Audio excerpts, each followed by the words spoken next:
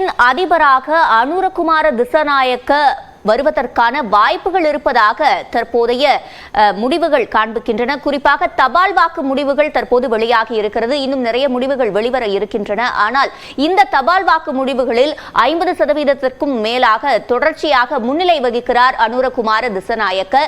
இது ஒரு வரலாறு படைக்கும் அம்சமாக மாறுவதற்கான வாய்ப்புகள் உள்ளது. அது மட்டுமல்லாமல் இந்த முறை மும்முனை போட்டி நிலவும் நிலையில் வாக்குகள் பிரியும் என்று எதிர்பார்க்கப்பட்ட சூழலில் தொடக்க முடிவுகள் பொறுத்தவரையில் முன்னிலையில் அனுரகுமார திசாநாயக்க தான் இருக்கிறார். இந்நிலையில் தற்போது நம்முடைய நியூஸ் 18 தமிழ்நாட்டின் ஆசிரியர் கார்த்திகை செல்வன் இணைந்திருக்கிறார்.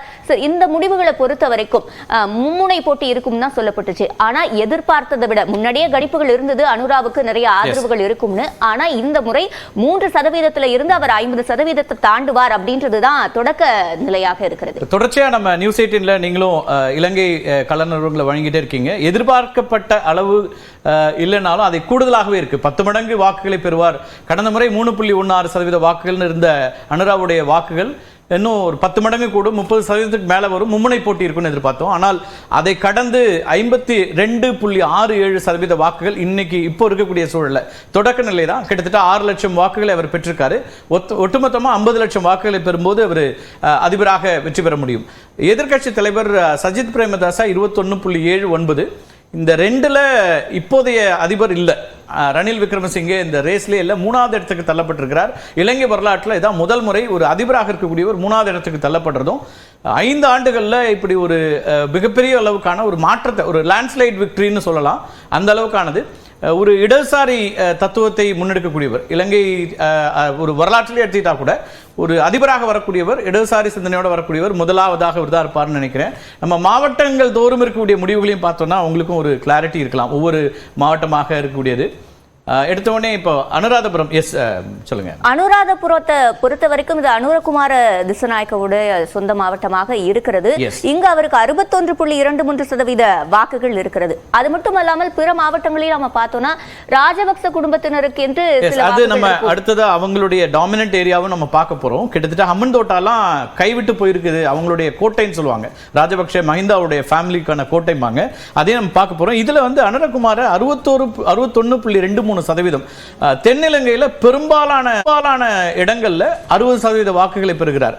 நீங்க வந்து அதே போல அடுத்ததா சஜித் 20%, ரணில் 15.37. இந்த வித்தியாசம் பார்த்தீங்கன்னா 2 பேருக்கு இடையில 40% வாக்குகள். ரொம்ப ஏர்லி ட்ரெண்ட்ஸ் தான், ஆனாலும் அந்த தொடக்க நிலையிலேயே மிகப்பெரிய அளவுக்கான ஒரு அட்வான்டேஜ் இது வருது. அனுராதபுரம் வந்து இவருடைய சொந்த மாவட்டமும் கூட. அடுத்தடுத்த மாவட்டங்களில் நம்ம குயிக்கா பார்த்தோம்னா நீங்க சொல்லக்கூடிய அந்த அப்சர்வேஷன்ஸும் கிடைக்கும். எஸ், கொழும்பு பொறுத்த வரைக்கும் முன்பு கணிப்புகள்ல சொல்லியிருந்தாங்க ரணிலுக்கு அங்க ஆதரவு இருக்கும் என்று. ஆனால் இங்கேயும் அனுரகுமார திசாநாயக்க தான் 61.02% வாக்குகளை எடுத்திருக்கிறார். அதற்கு அடுத்த இடத்தில் தான் ரணில் 2வது இடத்துக்கு வராரு. ஆனாலும் வேறுபாட்டை பார்த்தீங்கன்னா டிஃபரன்ஸ், இந்த மார்ஜின் வந்து 40% கிட்டத்தட்ட 39%, 61.02, ரணிலோடது 22.36 அப்படிங்கிறது. இப்போ தொடக்க நிலை தானாலும் கூட அந்த ஏர்லி அட்வான்டேஜ் வந்து இது இந்த டிஃபரன்ஸ் வந்து மேட்ச் பண்ணவே முடியாதுங்கிற அளவுக்கு இருக்கு. கொழும்பு வந்து இன்னும் சொல்ல போனா கொழும்புல ஏன் ரணில் வருவார்னா பொதுவான ஒரு பார்வை இருந்துச்சு. பொருளாதார நெருக்கடிக்கு பிறகும் கூட அவருடைய அணுகுமுறை அப்படிங்கிறது வந்து ஒரு மாதிரி மேட்டுக்குடி மக்களுக்கு இன்வெஸ்டர்ஸ் ஃப்ரெண்ட்லியா இருக்கிறாரு, அதனால தொழிலதிபர்கள்லாம் ஆதரிக்கக்கூடிய ஒரு இடத்துல இருப்பாருன்னு பார்த்தாங்க. ஆனால் அங்கேயே இந்த மாதிரி தான் ஒரு நிலைமை இருக்குதுங்கிறது ரொம்ப கவனிக்கக்கூடிய ஒரு இடமா இருக்கு. இங்க 1.64 நமல் ராஜபக்சே மஹிந்தாவுடைய மகன், அவருக்கு வந்து சிக்னிபிகண்டான ஒரு பர்சன்டேஜ் கூட இல்லைங்கிற இடத்துல இருந்து அதை பார்க்க வேண்டியிருக்கு. எஸ் எஸ் அடுத்ததான் நம்ம பார்க்கலாம். இது எல்லாமே தென்னிலங்கை பகுதிகள் தான். இங்கேயும் அவங்க வந்து 55% வாக்குகள். அந்த வேறுபாடு பார்த்தீங்கன்னா அடுத்தது 24, 30% மேலான டிஃபரன்ஸ். அடுத்தது போலாம். இங்கேயும் நம்மளுக்கு வந்து 3% தான். இங்கே ரெலவன்ஸே இல்லை. இந்த தேர்தலை பொறுத்த வரைக்கும் நமல் ராஜபக்சே வெற்றி பெற மாட்டார் அவங்களுக்கும் தெரியும். ஆனால் அவங்களுடைய ஐடியா என்னவா இருந்ததுன்னா கட்சியை சர்வை பண்றதுக்கான ஒரு அட்டெம்ப்ட் அப்படிங்கிறதா இருந்தது. எஸ், அம்மந்தோட்டா இது ரொம்ப முக்கியமா நம்ம இதுதான் பேசியிருந்தோம். எஸ் சொல்லுங்க. ராஜபக்ச குடும்பத்தினருக்கு என்று இங்கு நிறைய வாக்குகள் உண்டு, செல்வாக்கு மிகுந்த பகுதியாக இருந்தது.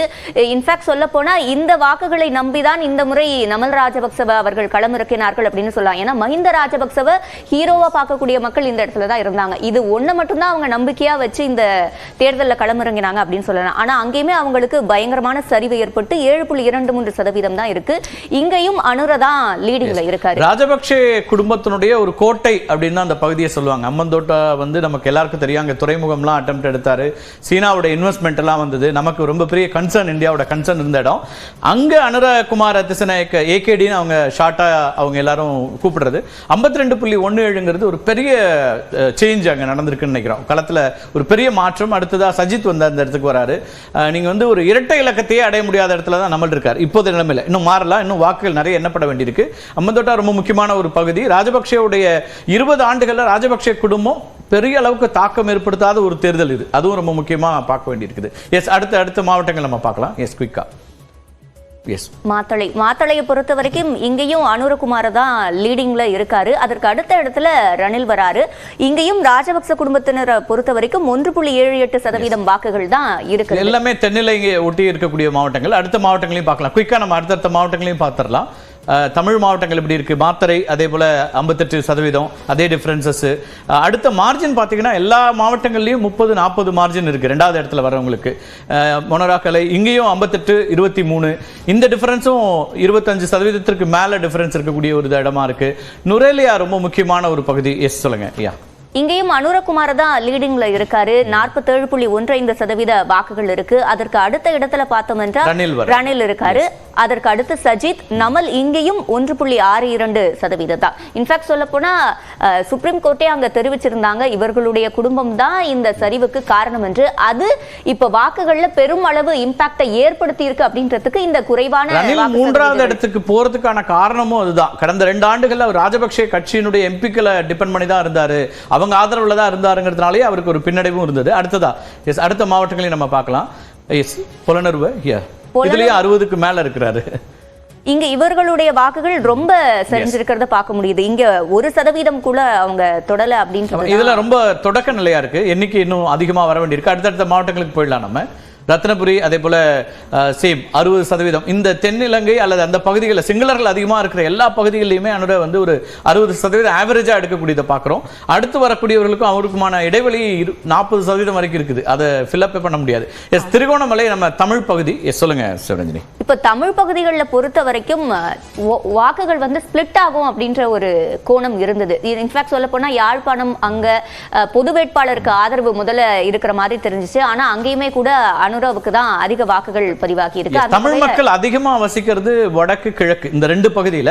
இதெல்லாம் கிழக்குல வரும். திருகோணமலை இலங்கையினுடைய கிழக்கு பகுதியில் இருக்கிறது. திருகோணமலையில தான் அனுராவுக்கான ஆதரவு அதிகமாக இருக்கிறது தமிழ் மக்கள் பகுதியில். நம்ம அடுத்தடுத்த மாவட்டங்களையும் பார்க்கலாம். திருகோணமலையில 37.89% வாக்குகள் ரொம்ப தொடக்க நிலை தான். நம்ம மீண்டும் அதை சொல்ல வேண்டியிருக்கு. இன்னும் நிறைய வாக்குகள் எண்ணப்பட வேண்டியிருக்கு. தொடக்க நிலையில 5480. அதுக்கு பிறகு சஜித் வராரு. ஏன் இங்க சஜித் வந்து 2வது இடம் வராருன்னா அங்க வந்து தமிழ் கட்சிகள், குறிப்பா டிஎன்ஏல இருந்தக்கூடிய கட்சிகள், சுமந்திரனுடைய கட்சி உள்ளிட்டவர்கள்லாம் ஆதரவு தெரிவிச்சிருக்காங்க சஜித்துக்கு. ஆமா, இலங்கை தமிழரசு கட்சி. அப்ப அதனால கூடுதலான ஒரு இடத்துக்கு அவர் வராரு. ரணில் 25.1, நமல் இல்ல. இங்க வந்து அருணேந்திரனுடைய வாக்குகள் முக்கியமா கவனிக்கப்படணும். அதுவும் நம்ம அடுத்த சுற்றுல கொடுக்க முடியும். அடுத்ததா திருகோணமலை வித்தியாசமா இவருக்கு கூடுதலாக இருக்கக்கூடியதை பார்க்கிறோம்.